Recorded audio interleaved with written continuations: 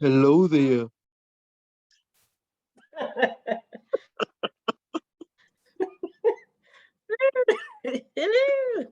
Good evening. How are you?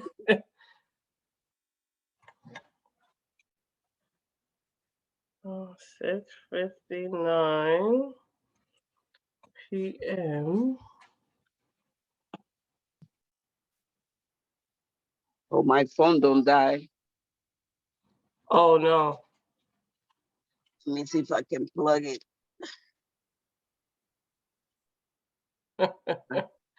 I'm in somebody's house. You know, I'm being rude. Oh no. Oh, having a meeting. Yep.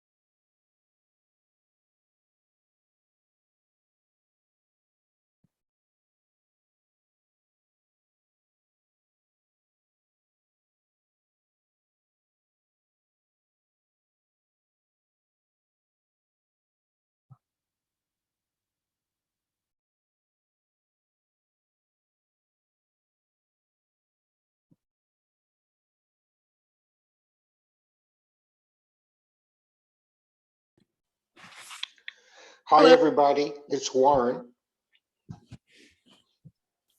Hi. Hey, Hi. good evening. Hey, Calista.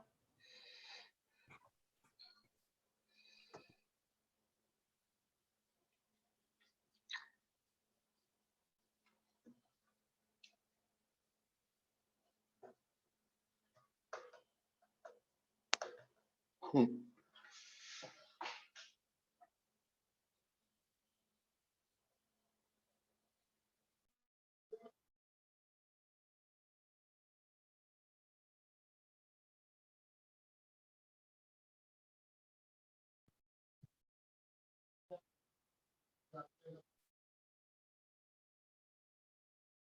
Right here.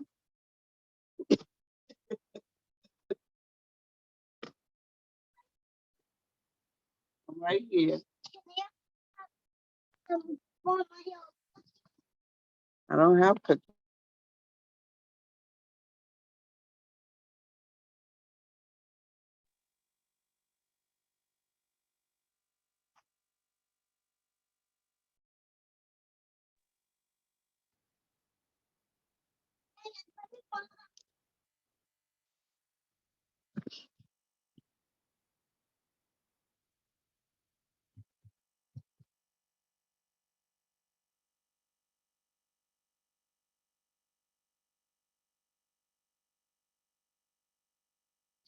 Hello, everybody.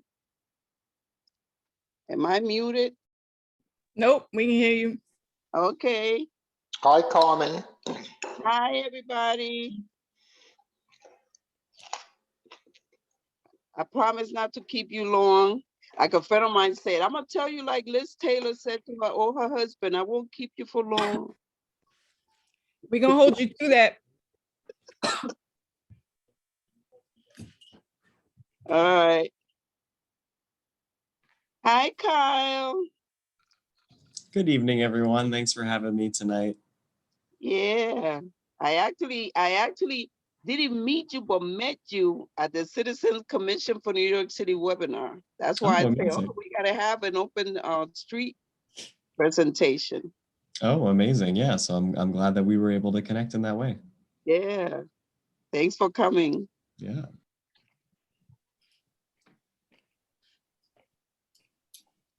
Are we at the housing committee? No, it- this is transportation. This is transportation. Okay. I thought that was something else. Okay. Hello, everyone. Good evening. Good evening. All right. I think we have enough, we have a quorum. Right? Yeah. We have a quorum, so we can actually begin. What is it, 7:05?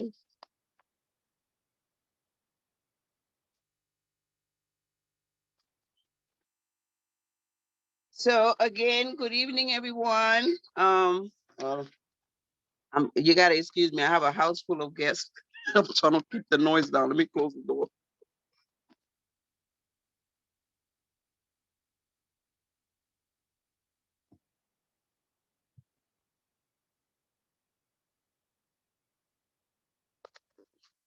We all been vaccinated, so don't get scared.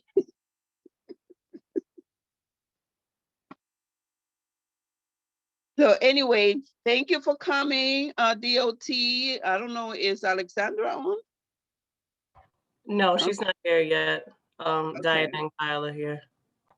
Yeah, but in the interest of time, we just get started. So anyway, if we can briefly, I'm Carmen Martinez, the chair, and I got our members here. Stanley Greenberg is here, and Felice Robertson, Suman Ganguly, Sam Newborn, that's one of the community residents, Kalita. And we have our first vice president, Warren Burke, right? For attendance purposes. So anyway, I don't know if you'll have time to read the minutes, but we can actually, just forego though and that and get straight into some of the presentation, because again, I really don't want to delay or make this meeting real long, because it's going to be a lot of distraction and it's not, I don't want to be rude. So again, we want to, I know Kalista had told me that she needs to leave early. So she wanted to make sure that she had the opportunity to hear about the about the open street. I'm coming, Papa. About the open street. The presentation. So if Kyle, if you don't mind, Kyle Gorman from the Public Space. Hi, Lovey. You can get started on your presentation, and the committee members can deal with the minutes and all later on if we still have time. Okay. Okay, awesome. Yeah, that sounds great. I'll be quick. Kyle, do you need to share your screen? Yes, I'm actually gonna do that now. Okay. I'm gonna make you a co-host so you can do so. Thank you. Okay, go ahead. All right, let me just get this ready. Okay. All right, everyone can see my screen? Cool. Yes. My name's Kyle. I'm from the city's DOT's Public Space Unit. I have the unique opportunity of managing New York City's Open Streets program citywide, where I get to work in all the unique neighborhoods across the city and with community partners on open streets and really using this as a recovery tool as we all recover from the pandemic. So I'm going to just quickly go through basically what the program moving forward is going to look like, and also touch on some application items if you're interested in hosting an open street yourself. And then I'll share some other just more recent updates to the program at the end of the presentation, and then take your questions. So let's go ahead and get started. So at the baseline, open streets are corridors that are prioritizing pedestrians and cyclists. And this transforms them into programmable public space that can allow for a whole slew of different types of activities, such as supporting local businesses and really giving New Yorkers safe places to gather. As we all know right now, outdoors, not only is it beautiful weather, but it's the safest way to gather as we navigate this pandemic. If anyone on the line tonight is familiar with weekend walks or seasonal streets, these are DOT's temporary street closure programs that existed before the pandemic. And just as an announcement, those are being replaced by open streets. So we're taking all the great things that we learned over the years about this program, or about those programs, which then informed this program. We've learned a whole lot, especially over the last year, and really just took all these great parts and are moving forward with an open streets program. So there's two types of open streets that I'm going to highlight right now. The first is our temporary limited local access open street, and the other is the temporary full closure open street. So I'm going to start first, like I said, with the temporary limited local access. These are streets that really are designated as corridors that can be used for pedestrians and cyclist use and enjoyment. That means that pedestrians and cyclists definitely have the priority, and cars in some ways are guests. So that means that only local traffic is permitted. So it really has to be vehicles that are doing all of the items that are listed here on the screen, which includes parking. So you can still park on these open streets. You just need to follow the relevant regulations. Picking up and dropping off of passengers, friends, family, Uber, Lyft, Yellow Cab, local deliveries. So if there's a business or if there's a residence on the block, we want to, make sure that business as usual activities can still occur. So that is still able to happen. Emergency vehicles, which is of course of paramount concern for the city's DOT on any of these types of initiatives. Accessoride is also permitted for New Yorkers that rely on these services, and then various other types of utility and service vehicles that might need to access the block for whatever reason. So in terms of criteria, if you wanted to apply to have one of these temporary limited local access open streets, they do need to be multiple blocks along any given corridor in New York City. And it does have to be on some sort of recurring regular schedule. And we're asking that partners apply for at least 2 days a week to do these open streets. And it can occur up to 7 days a week, but we ask for a minimum of 2. And the hours, which are the max, by all means, just the maximum, not any by means in terms of time, the minimum, but it could be any time between 8 a.m. and 9 p.m. For this type of open street, bus and truck routes cannot be rerouted or impacted for this type of open street. Here's a great photo of an open street, a temporary limited local access open street in Jackson Heights, Queens, on 34th Avenue, which is definitely one of the program's most flagship and successful locations that is completely community centered and community run, and really has become such a great public asset for all to enjoy. You can see here, it's also a great sort of photo example of what the temporary limited local access open street could be. Pedestrians and cyclists are prioritized, but parking, loading, and all those other types of vehicle movements that I described before are also still permitted. So now moving on to the temporary full closure, this is a complete closure of the street. So there is no vehicle access, no parking is permitted, no cars at all. And when the street is completely closed on a temporary basis, this really allows for a lot more vibrant elements to be added to the open street. So this includes outdoor dining, businesses can expand further into the street when it's fully closed. Retail and service businesses are also able to participate when the street is fully closed. So if you're showcasing your wares, or you want to do a waiting space for your hair salon or something like that, these are also opportunities for businesses to engage with the open street. This year, we really want to encourage community programming as a layer on open streets.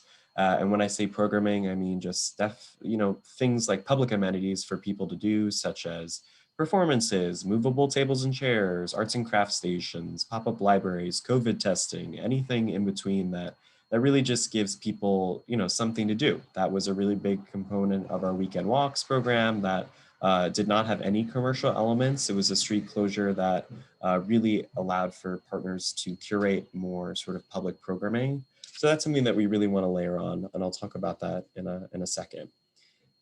In terms of just one of the most basic requirements also of this program is that, like I had said earlier, emergency access is of paramount concern for us. So you do have to maintain a 15-foot emergency lane that's kept clear at all times when the street is temporarily closed through this type of open street. This temporary full closure type open street is also what's replacing what many of you might know our Open Streets Restaurants program. A little to the, I guess, north of you up in CB8, Vanderbilt Avenue is one of the, I think, best examples of this in the program, which is a temporary full closure of the street, and that was an Open Streets Restaurants closure, but that is now evolving to this type, temporary full closure. And like I mentioned earlier, these types of programs are also replacing what Weekend Walks and Seasonal Streets was before. In terms of just the criteria for this type of open street, single blocks are permitted. So we do encourage single block closures, temporary full closures of the street, but it does still also need to be on some sort of recurring regular schedule. We are asking partners to commit to at least 1 day per week. So this is sort of just becoming a regular part of the streetscape that's predictable and people anticipate and just know that exists. It does have the ability to go up to 7 days a week. That is, like I said earlier, by all means the maximum and not the minimum. But just so you know, you could in theory do this up to 7 days a week, anytime from 10 a.m. to midnight. If you are on a bus and truck route, you can propose a temporary full closure open street, but these types of buses and truck routes can only be impacted on Fridays, Saturdays, and Sundays. There's no flexibility on this for buses, some flexibility on this for truck routes, depending on if it's a through route or a local route. And I'm happy to sort of have a conversation with you offline if that's a hurdle or something that is on the corridor that you're proposing. But buses, we can only definitely impact on the weekends. Here's a great example of community programs, Weekend Walk, which is the precursor, as I have mentioned, to Open Streets. But it really, I think this photo demonstrates the public amenity and community programming layers that we want to encourage as a part of Open Streets and making these vibrant community hubs that support multiple types of uses and really help the city recover from this devastating pandemic. Let's touch now next on some of the application items that you will need to provide if you are going to propose an open street. There are various types of partners that we are willing to work with through this program. And this is very different actually than how many of these programs operated before. Usually you had to be a formal nonprofit or business improvement district, but we're also willing to work now this year with groups of businesses that are eligible to participate but are not necessarily a part of a bid, or a merchants association or even a block association, something like that. So that's a sort of organic, informal way that community members can come together to propose an open street, which is sort of an exciting thing and a new part of the program, like I said, and might reduce some hurdles. But regardless of the types of partners, whether you're a bid, a community-based organization, or these businesses or neighbors, you do need to have some tie to the community, whether working there, living there, doing business there, things like that. And like I had mentioned, you don't necessarily need to have formal nonprofit status to apply to the program.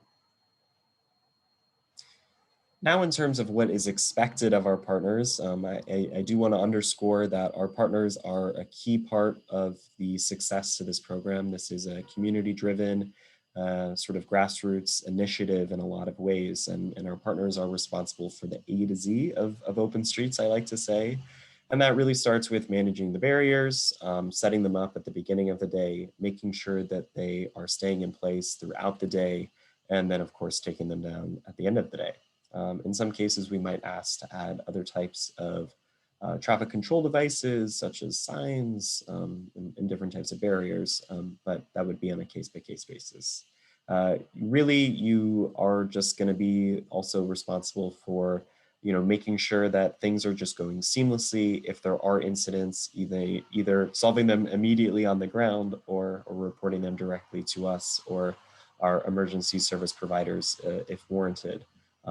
Which is a great segue into also the emergency sort of response that our partners need to sometimes respond to, whether that's moving a barrier for a fire truck or ambulance, or if there's a weather emergency, you would also be expected to secure barriers and things like that. One of the last items that you're also going to be responsible for is just doing regular messaging and community outreach to the public. So everyone knows that these community assets exist, and that there is this opportunity in their neighborhood to potentially have a sort of nice, cool space to gather, support a local business, take a walk, take a ride, what have you. And also just, to regularly message to people about how this might impact them. We realize that, of course, a lot of people rely on cars and they need to know this information as well. So just some level of community outreach and messaging is an expectation. Great photo example of the South Portland temporary limited local access open street in Fort Greene, right south of the park. Now, when you're going to apply, there's a few documents that you would need to upload. If you've worked with DOT through weekend walks before, these are very similar items that we would have asked for. Or many of you might be familiar with the street activity permit office and the permits that they issue for block parties, street fairs, things like that. So it's very similar to those requirements as well. The first item would be the site plan, which is just the basic layout of what is happening on the street with the emergency lane, the run of show, when the street is closing, when it's opening. The next is the management plan, how you plan to manage the barriers, put them up at the end of the day, take them down, who's going to watch them, emergency protocols, things like that. And the last requirement item is the outreach plan. And that's just how you'll regularly message about the open street. Programming plan and budget plan are actually not required. They're optional. If you are planning to add community programming, like I've been talking about with the different types of opportunities that are non-commercial, you'll need to complete the short programming plan, which is very simple. And the last item is the budget plan. So it's really just a basic budget plan about what typical costs a partner might incur as a part of operating an open street. DOT and City Hall are sort of working diligently to identify as many resources as we can to support our community partners, since we realize that this is really a great recovery tool and community asset. So we're asking for those items now, so when it hopefully comes that we have funding or different other types of opportunities to support our partners, we'll already have these items in our back pocket and can sort of just get the paperwork started on our end. As I'm sure many of you know, sometimes things go at a glacial pace. So we really want to just get those items proactively from the get-go. So now we'll talk about what you can actually do at open streets and the different types of eligible activities. First is commercial activity, outdoor dining, valid permits are needed from the Department of Health for restaurants and bars to participate in open streets. Also businesses that are predominantly, selling goods or services to the public. So retail businesses, different types of service businesses can participate. So you can showcase your wares, as you can see here in the picture. The one thing to keep in mind is that if you are like a salon, you can't do a haircut on the street, or if you're a gym, you can't unfortunately host a paid fitness class on the street. But there's creative ways that we can always sort of work things in. I think a main goal of ours is to make sure as many people are included in this program this year as possible. So if you're willing to work with us, we're willing to work with you. So just keep that in mind. Great photo example of a temporary full closure open street in Morningside Heights, very close to Columbia on Amsterdam Avenue. So the last item I'll just touch on is programming at open streets. I have said it, I think, a couple times now. Regular positive programming can really contribute to the vibrancy of what your open street could possibly be. We have had a really rough year, I think, everyone in this city. And this is a really great opportunity to build community and help people come together in a safe way, especially as the weather's nice and as people haven't seen each other in a long time and we want to support our local businesses. This is also a great opportunity to give people public amenities sort of in these outdoor public places. And also just showcasing the different facets of the unique character of each of the communities that all of us represent. Since New York City is a diverse city, really full of all different types of neighborhoods, open streets really are the perfect venue to showcase that character. The last item I'm going to touch on is a little wonky, so please, if there's any questions at the end, I'm happy to go through it. Many of you might have heard of the Open Culture Program, which allows for various types of eligible cultural institutions, organizations, and certain types of businesses, in some cases, I believe, to participate in the street through a full closure, not an open street necessarily, and do like paid ticketed events. Generally, those are not permitted in open streets, like these paid ticketed performance type of programming, unless on SAPO's website, the corridor that you are proposing or the street is designated as open culture. So that is sort of a sort of strange layer that I think we're all navigating this year. And I don't know how much overlap it would have in this particular board here, but just something to sort of put on your radar at this point in time. Here's a great photo example, once again, of our 34th Avenue open street in Jackson Heights. Yoga class on the left, with which was actually offering childcare and English classes. In the background, you can sort of see the marker board. And there was also this obstacle course for kids. So it really shows that our streets are our most nimble and dynamic public places and public spaces that can really allow for all different types of uses and really allow for safe gatherings, like I've said. So I think this picture really demonstrates that in a nice way. In terms of just the policy points for programming, you need to get a SAPO permit from the Street Activity Permit Office to do different types of activities on open streets.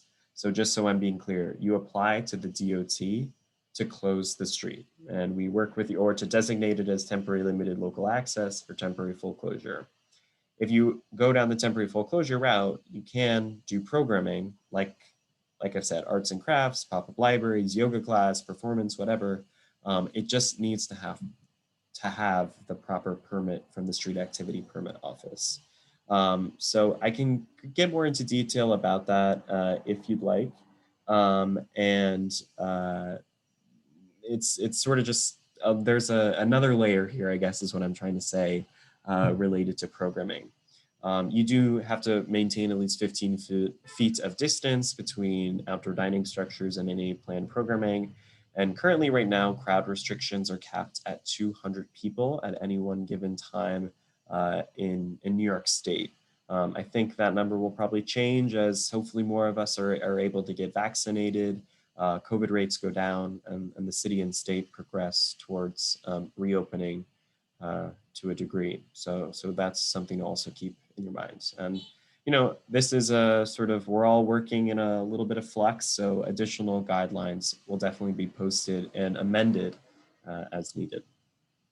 So that is actually the conclusion of my presentation. I want to just let everyone know that they really should probably visit, if they're truly interested in applying or even just learning more about the program, to go to nyc.gov/openstreets to learn more about the program. The application is listed on our website, and you can get more into the nuanced detail that I might have not gone too in depth with tonight. Then of course you can also just learn about where the existing open streets are. Maybe you want to go visit one, see how it goes. I'm happy to connect anyone to existing partners. Our partners really do love to talk about all the success that they've had and the opportunities that this program has provided. So you can just feel free to reach out to me about anything really related to open streets via our email at openstreets@dot.nyc.gov. So thank you again for having me tonight. And Carmen, if it sounds good to you, I was gonna just turn it over to questions. Great. I think I heard you say, saw you say, sure. I see one in the chat. So the question asks, there are existing open streets on bus routes, right? Such as on Vanderbilt. Oh, and then I answered it, yes. And then yeah, because I was confused by your first presentation, which said it wasn't allowed on bus and truck routes, but that was just for the full closures, right? Temporary full closures, yes, is the only one that can impact buses on. Yeah, I had in mind more like the Vanderbilt model, which I guess you call the temporary closure. Yes, exactly. Mm-hmm. And then how does that work with the bus routes? DOT works with MTA to reroute those on the weekends, say? Yeah, we have a close working relationship with MTA, and they work on the reroutes that makes the most sense. Mm-hmm. Okay. They've been I will say they've been pretty flexible on open streets and impacting the bus. The challenge I will say, because, and pardon my ignorance, but CB9, we also have Nostrand Avenue within CB9, correct? Yeah, so a lot of people have talked about closing Nostrand before, and that is a select bus service route. And I will say that particular type of bus route is not completely off the table, but it is, there's a lot more elements related to that one. And the MTA has a vested interest in select bus service. DOT has a vested interest in select bus service. I think if we had a strong enough proposal, we could maybe see if it was palatable. So like I said, I don't want to say it's off the table, but that actually came up, I think, at CB8 before. So just wanted to put that out there tonight as well. So I guess the same thing would apply to an area like Flatbush Avenue. Because I know in particular Flatbush Avenue, there's like a strip of restaurants, that to me would be nice to have, as an open street, but I know that they have the select bus services there. Well, you like say Flatbush from Lincoln to Parkside, right? Like that seems like a good stretch. Right, The B41 is an SBS. Yeah, no. Do you all know Dale Charles from Impact Brooklyn, I believe? Yeah. The Parkside, is it the Parkside a bit or something? Dale Charles? She's a part of a. Yeah, she works with, I think it's Empire Parkside, and then she does Impact Brooklyn. Yeah, Right. we worked with Dale on weekend walks. This was probably 2019 now, to do it on Flatbush. So Flatbush, I will say, is like not off the table. So it's crazier to think that that's somewhat of a lighter lift than Nostrand, but I realize that closing Flatbush also is definitely a big thing to consider. Lincoln Road would be perfect. Yeah, definitely. Is there a lot of restaurants and other types of businesses there? Yeah, there's bars, there's a couple Mexican restaurants, cafe. It's also the gateway to the park, so. that And the makes a train lot of station. sense in Oh, that way. yes, I know that road. Yeah, Yes, that- exactly. Yes. That strip is like a heavy bus route, because I think we had discussed it at the last meeting when we were talking about something we put in the budget. And when we discussed it with the last, I think it was with Emily, I think they said something about the delivery. What was it they had? They have like loading and unloading There's a because of Lincoln supermarket there. Market Yeah, and all that other stuff. Because Oh. we have kind of talked about it, I think at the last meeting, about that strip from Flatbush to Ocean. but I There don't are think supermarkets on Vanderbilt too, so, I don't think they get having, shipments on the weekend though. So it could even be like a situation where it's just closed on Saturday and Sunday. Right. Mhm. And Stanley, great point. I will say that the supermarket I will even say I'm a little surprised, is like one of the biggest supporters of the Vanderbilt Open Street. So crazier things have happened, I will say. And that stretch of Lincoln, I mean, the sidewalks get quite crowded on the weekends, especially now that the restaurants have set up seating on the sidewalks. So that's, I mean, there's definitely, as Stanley was saying, that's a big gateway to the park. So there's a lot of foot traffic. But yeah, it's almost impossible to really almost walk on the sidewalks at times there on the weekends, especially. And it's a very congested spot for cars too. They're often going into the oncoming traffic lane. So, with so many people out, it would be great to just have no cars there. Yeah, It is a big bus terminal, definitely, because it's 3 bus Right. routes starting right there. yeah. That would be an issue with MTA, I guess. Well, someone said they rerouted when they rebuilt that bridge over the train station. I'm not sure how Yeah, that's because it was can be done. closed, the street was closed, yeah. possible. So I guess it's something to think about. And Felice, I think Felice is asking about cars, park cars. I don't think there's cars can park, right? There's no parking. So there's 2 types of open streets. So there's one that does allow parking, and that's the temporary limited local access. So that's like, if anyone's been to Berry Street in Williamsburg or 34th Avenue in Jackson Heights or Avenue B, they're just bike and pedestrian corridors. And I like to say that cars are guests, basically. And then the full closure, no parked cars. So like Vanderbilt is a good example of that. Mm. So when I was looking at the requirement for the application, where it says budget for something, so how much funding is involved in sponsoring or applying for an open street? Yeah, that's the question of the hour. Right now we don't totally know actually how much funding or if any funding is going to be available. And that's actually a good thing that I forgot to mention, is that there's this announcement that was actually made by the mayor just yesterday, that there's going to be this new cleanup corps opportunity where there's a bunch of thousands of jobs actually available to New Yorkers. So definitely spread the word, because there's going to be opportunities to work with the Parks Department, I forget the other one, and also Open Streets.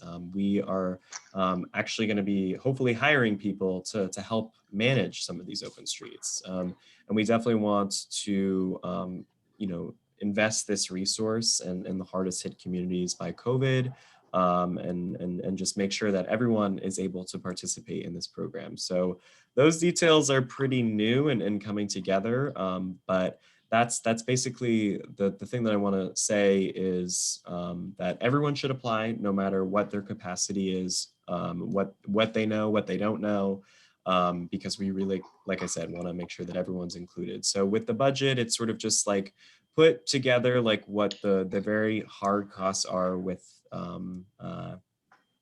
doing an open street, and in terms of the people you need to hire, some of the materials that you might need to use, and things like that. Typically, I will say that, there's restrictions related to how much the city can even give to one particular organization. But with our weekend walks program, generally, we were able to offer about $5,000 to $10,000 per partner. So we would probably have who knows, but that's my desired outcome. So we'll see where that all lands. But I think if we were able to provide the people to do it, and the barricades to close the street, and the restaurants were just really responsible for putting out their tables and chairs, I think it could be a pretty good help, pretty big help. So that's that. I have a question. Okay. So talking about Lincoln Road, so about half of it is filled with restaurants and cafes. And then there's a section that's apartment buildings. Could some of the restaurants on Flatbush, assuming that we don't close Flatbush, set up on Lincoln? Is there a rule against that, or of encouragement of that? I will say that definitely the program is more oriented towards brick and mortar businesses just setting up right in front of their business. Right. I don't know if a lot of people know this, but I'm sure you've seen a lot of adjacent seating happen by restaurants. Technically, that's not still permitted. There was a premature announcement, I would say, that was made about it, but we don't actually, on paper, permit that.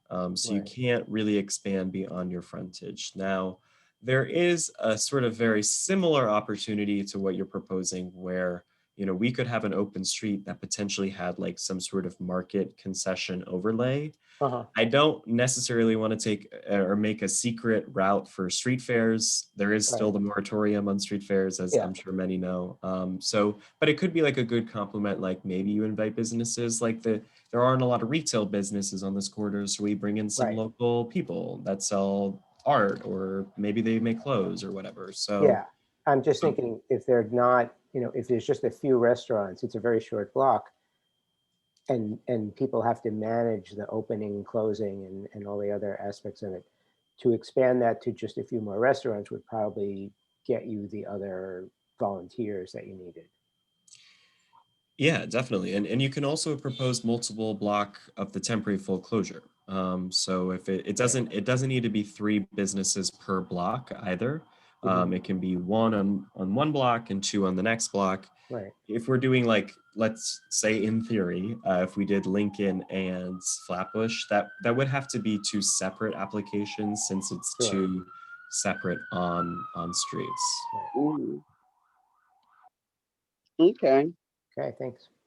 Any other questions? I think, Mia, is there someone in the chat?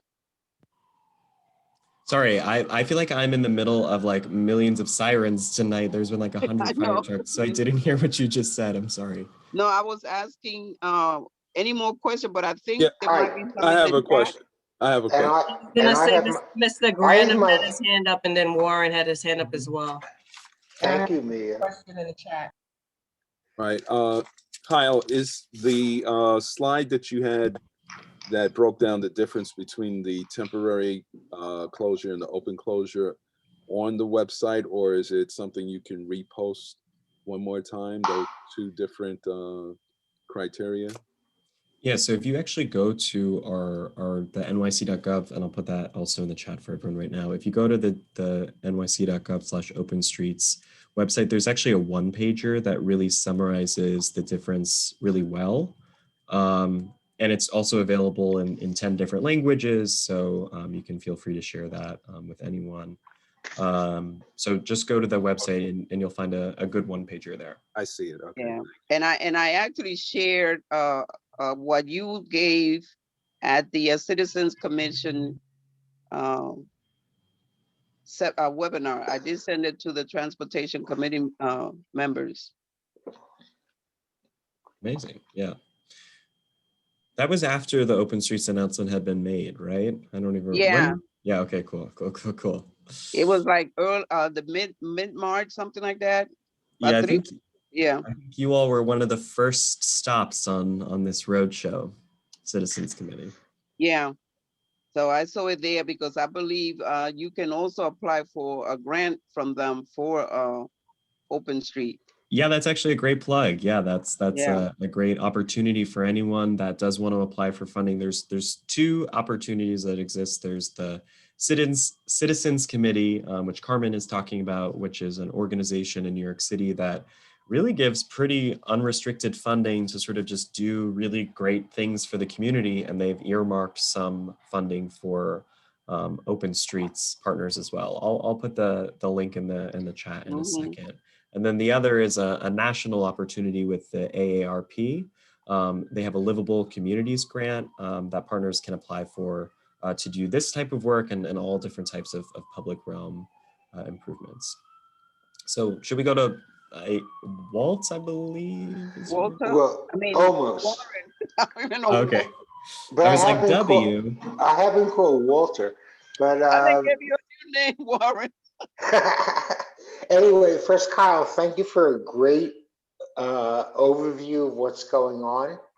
I just wanted to add some information. I was a little involved with the Vanderbilt site, and they had a GoFundMe page for like 20 grand. And the result was that it's pretty sophisticated. They have cones out, there's bike lanes, there's people doing this stuff, etc. And it's a very big thing.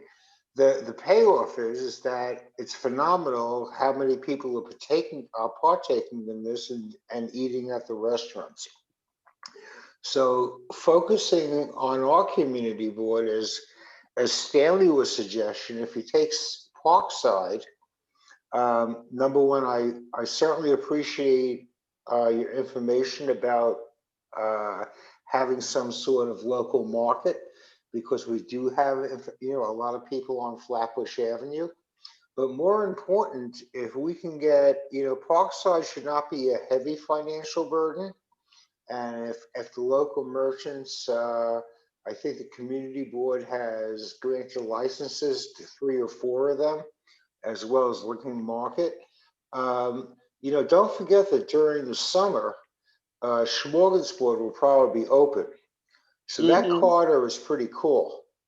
All right, so I'm all for pursuing that, as well as, finding a way to add other businesses on Flatbush that need the business. And this is all set under the COVID-19 burden, okay, that our small businessmen are carrying. Thank you. So Warren, they bringing back the smorgasbord? I haven't heard that officially, but from what I've been reading, they will be. They've been displaced in Williamsburg, but I'm pretty sure Prospect Park will. I would assume it has to be some sort of COVID relief, regulation. And I have no idea, but as Mr. Butler has become, come before the community board like 3 or 4 times, I certainly would see that happening. But that's my opinion, not a fact. Okay. Cool. All right, any more questions? I have a question. Mhm. I think Carl kind of answered it. And my question is, do we provide the fun and games, or do we ask for help in getting this? So we have like very limited resources on our end. We do have like a couple things that we could provide. I have like movable furniture. You'll definitely get the barriers and the signs. We were just talking about Vanderbilt Avenue. We gave them some movable signs and cones to help, but generally a lot of the programming elements like the activities, the games, it would be your responsibility to coordinate.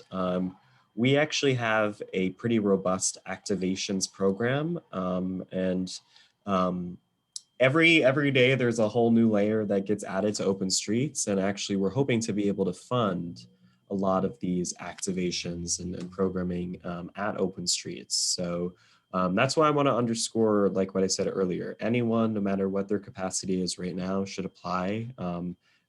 The announcements, like I said, come in by the day, and hopefully the resources will be here soon.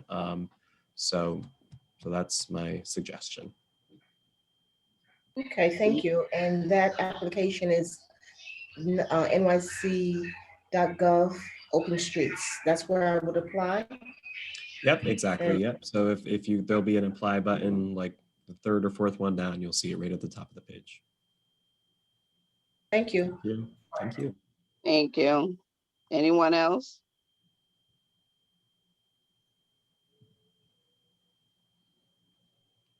Right.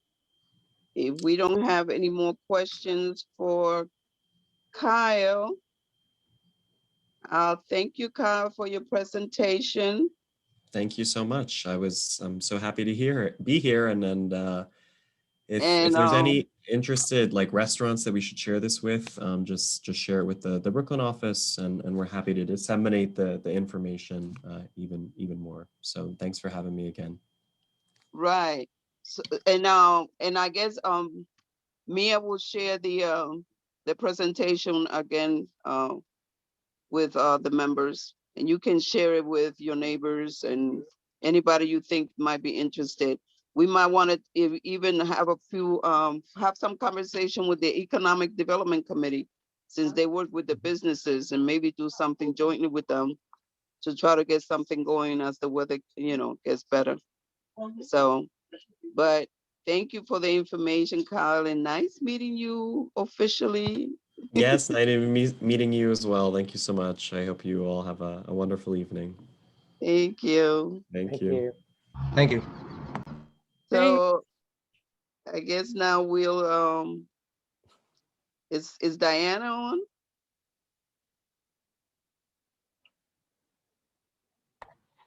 She's here. I believe she might have stepped away for a moment, but she's here. Alexandra came? Oh, not Alexandra, excuse me, Diana's here. But No, I'm saying, did Alexandra, Alexandra, is she on? no, she isn't. Okay. So we'll just, wait for Diana. I'm here. Okay, hi, Diana. Hi, how are you? I'm using my cell phone, so I can't, I have limited visual, limited everything, so I can't see much of anything. It's fine. How can So I? how are you? I'm good. Okay, It was a good, pretty good. hectic day today, but overall pretty good. Thank you Okay, for asking. good. So you can share whatever information, whatever goodies you have to share with us. I don't have anything today to share additionally from Kyle's presentation. There are no updates for Cove Road. The survey is still up. So if you all want to just take a look at a survey, if you haven't done so, that would be greatly appreciated. We would like to see how constituents and people in the neighborhood would like to use the space. But that's really all I have for today. So how is the response going? Last week I saw 55 responses. Oh, that's it. Yeah, we want more. We want your opinions. So please. Yeah, we would need a lot of people to read. 55 is not really that much. Yeah, I know. Mm. So please spread the word. I think I shared the link, but I could resend that link survey to the community board tonight if you guys would like that. Oh, we have it. It's on the website. Yeah. It's also on perfect. social media. Yeah. Great. You're more prepared than I. So maybe we'll just do kind of like Mia, if the board can do a blast email to remind people to go online and fill out the survey. Definitely. And maybe, just another reminder on Facebook and see if we get more interest. So Mr. Newport is on? He's still on, right? Yes, he's here. Mr. Newport? Yes, hi. Hi. You want to share any concerns with us?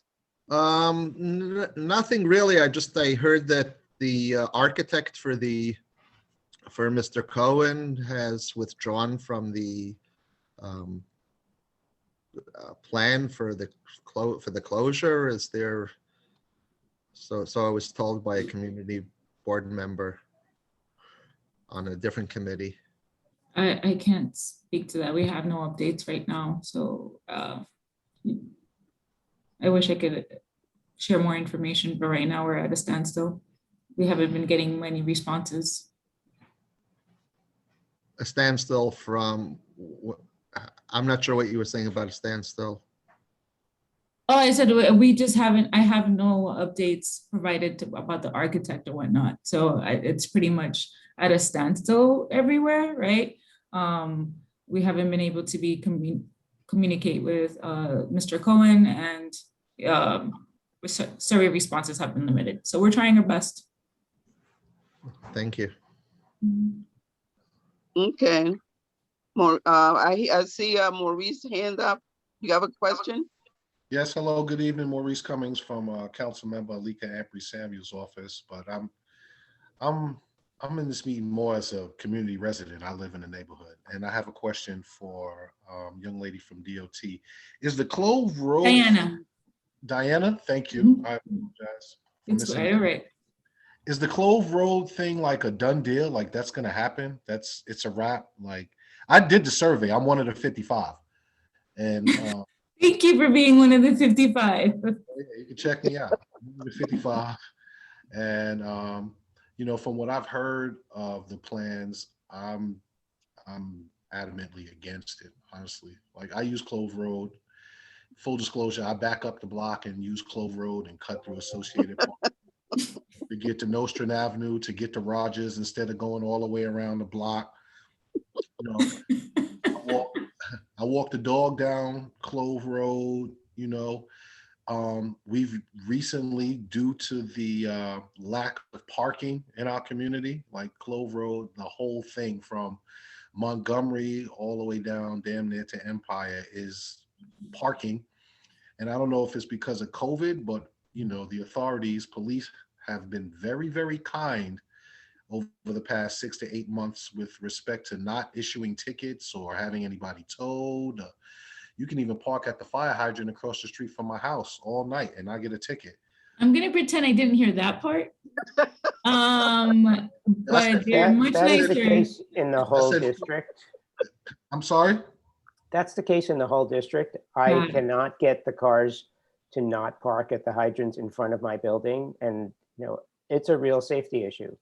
It is. That is an issue. It is an But issue. I just wanted to know if like Clove Road was a wrap. Like, you know, I definitely want to have some say so, whoever or whatever that process is going to be.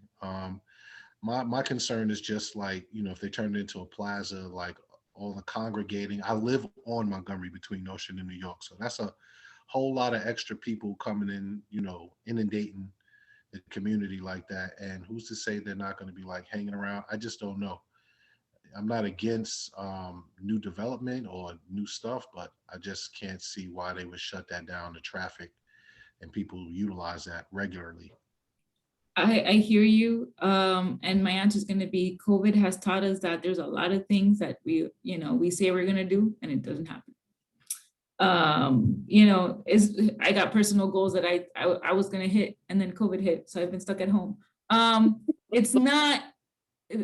aren't any concrete plans right now because things are still in flux. So I wish I could tell you this is going to definitely happen, the 13th of May, but it won't. Not that I know of. Things can change in a minute, but for now, I really can't say that it will happen or it won't. Okay, no worries. Thank you. I'll be paying attention. Please do, but also please don't park at hydrants as well. No, not me. Just, okay. I know. And encourage all of your neighbors that have concern to go on and do the survey. Express whatever it is on the survey. So that way DOT will get input from the community. Can I fill out this survey more than once? I've got a bunch of different ways I can say what I'm. We cannot give you that kind of advice. Okay, yeah, listen, it's life without shade over here, all right? I said full disclosure at the top. Okay, thank you. You could be Maurice Cummins, you could be Cummins Maurice. You can do what. Allowed to be Casper the Ghost. Thank you so much. You're welcome. And again, my apologies. I know people would like concrete answers regarding this project, but right now, I can't even provide that. Oh, I understand. Thank you, though. Appreciate you being here. Thank you, Diane. Hey, it's Warren. Mm-hmm. Hi, Warren. Hi, just for the record and this gentleman from Samuel's office, I just want to register again that I have big questions, and this is not a DOT concern, I guess, about the funding of this plaza, especially in terms of the funding after the buildings are built. So I think that's something we should really look into. Mr. Cohn's property has not been, there's been no activity for over a year. And now we have the new landlord for Associated. So I just want to note that it's important that we look into this and see exactly what's going on and if the original applicant will actually be the applicant. Thank you. That's also noted from DOT. I make a note of that too. Thank you. Thank you. Anybody else have any other input on Clove Road? Any other questions for DOT? Okay, well, thank you, everybody. If Alexandra is not in, then we won't have any further update regarding Empire, Washington, Franklin, Washington Empire reconstruction project, which is moving mighty fast. So I guess it's about to be completed any minute now. From all the notices they sent out. Anything else, anybody? Any new business? Any goodies? Good news? I have No a bad DOT news? question. Mm-hmm. Diane, are you familiar with the intersection of Lincoln and Flatbush and Washington, the east side of the street? What's going on there? Lincoln and Washington? Yeah, right at Flatbush. Okay. So there were a few things going on there. There's a gas station that it's kind of a triangular shape, and the southern tip of it was funded by the borough president a few years ago to have an extension. And then across the street on the south side, there's a little tiny island that somebody in the neighborhood spent years getting DOT to put some plantings in, which finally happened a few years ago.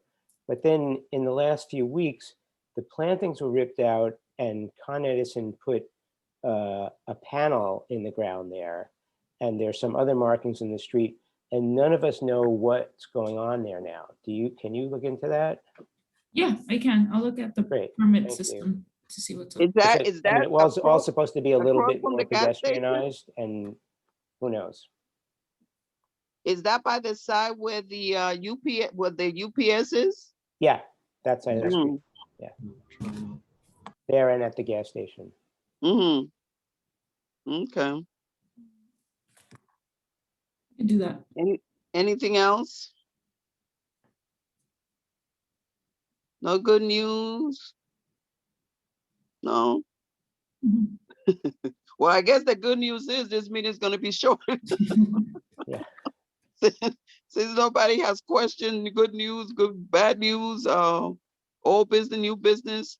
So, Okay, thanks no to comment, Diana. Warren. Somebody's talking? Yeah, Warren, Hi, it's good Warren. news. The good news is I really enjoy the Flatbush bike lane. So I want to thank the DOT. Okay. Thank you. Good. Can you try to keep it cleaner? That's sanitation.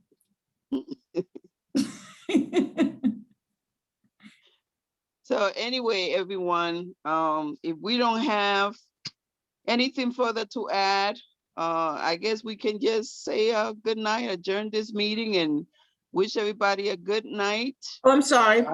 Can I say something about Washington Avenue where there's a lot of potholes? I mean, a lot of potholes. Who do I report that to? Actually, that would be me. Can you email us on Washington Avenue and show us photos, and I'll have someone try to go and inspect it, depending on how bad it is. It's Again, very bad. there are restrictions due to COVID, so our team is have restrictions on where they can go. But if you could give me photos and the location, send it to Carmen or Mia, please share that with me, and I'll make sure that internally I'll share. Okay, so I should give it to Carmen? Carmen or Mia, anyone that Or can Mia. report. Yeah. And they'll email me. Isn't there a case at the board office already with that? There was water gushing one time, Felice, wasn't that Right. it? Mm-hmm. Right. So There they should be didn't do a good job. correspondence, a DOT ID on that. Mhm. If you have a DOT ID on that, that would be even better. Just let me know. And I Thank you. can find out. Oh, and Carmen, I do have one update about the bus shelter that you requested. Or Lincoln and Flatbush? Lincoln and Flatbush, I believe, Mhm. yeah. Right now, there aren't any more seats for the bus shelters, but if you submit the web form and give me the tracking number, they'll put you on queue as a priority when they do come Okay. available. Great, great, Okay. thank you. Sometimes I see some elderly people standing there and, you know, it just hurts my heart. They should have at least a seat, something there. Okay, sure. So Yeah, I'll submit the form. Thank you. So I have a Okay. question, Carmen. Hi, Mhm. this is Val. When we talk about the bus shelter, I'm not sure if this is our area or not, but the bus shelter on the corner of Empire Boulevard by the post office, there's this young lady who kind of lives in the bus shelter, and she's got something going on. I'm not sure what her concern is, homelessness, but she kind of hangs out there. So Yeah, that's not DOT. Department of Homeless Services they have come out a few times to respond to her, and she may move off for a few days. She had Yeah. moved across the street to Nostrand Avenue by the Glorias, but eventually comes back. So they try to communicate and ask her if she would like to seek shelter elsewhere, try to maintain her belongings, but she eventually goes back there. So that's definitely not a DOT, but they're aware of her. They tried to respond to her and, you know, try to maintain, you know, her belongings and not throw them away as well. So. Right, okay, because I was actually on the line waiting for the to go get services at the post office. And somebody even tried to, you know, give her a few dollars, and she kind of got like offended and took the money and threw it back at them and stuff. So I didn't know how that works. And It's but I'm glad that you're on mental top of health it. issues. Originally DSNY responded to it, but they brought in some assistance with Department of Homeless Services to assist her, but there are other issues going on in the background and she keeps returning to the space. Yeah, Oh, okay.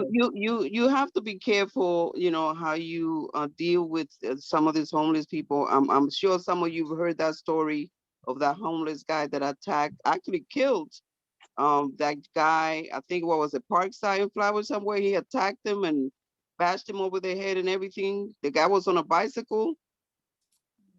So, and the guy that actually did that was homeless, because a lot of time, you know, it only takes is one look to set them off. Right, right.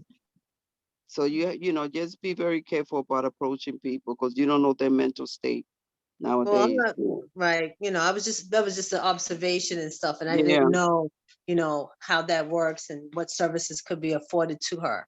If, and Mia can correct me if I'm wrong, but sometimes, and I know 311 can be an onus to call in, because I've done it myself, but sometimes 311 can direct you. But usually if you call up the Department of, and call 311 and tell them like, I need someone from Department of Homeless Services, they'll be like pretty better at connecting you with someone. But yeah, it's not a DOT issue, unfortunately. Okay, very good. Thank you. Thank you. Okay. So if that's it, everybody, I bid you a good night. I thank you so much, Diane and Kyle for the wonderful presentation. I think the Transportation Committee, we should probably talk about formulating some kind of plans for some of these open street proposals. So I'll send an email to see when everybody, you know, maybe we'll do a separate Zoom to just talk about bounce some streets back and forth, or do a group email. Okay. And think about, you know, submitting something in for either the Flatbush, Lincoln, you know, I mean, I think there's a lot of places that we can actually talk about where they have all of these restaurants, and it will help the restaurants as well. Yeah. So, all right. So Have a good thank night. you, All right. and Thank you. good night, everybody. Thank you so All right, much. take care. Good Bye night. bye. Thank you, Stay Carmen. well. Stay well. Bye-bye. Thanks, Bye-bye. Carmen. Thank you. Thank you, Warren.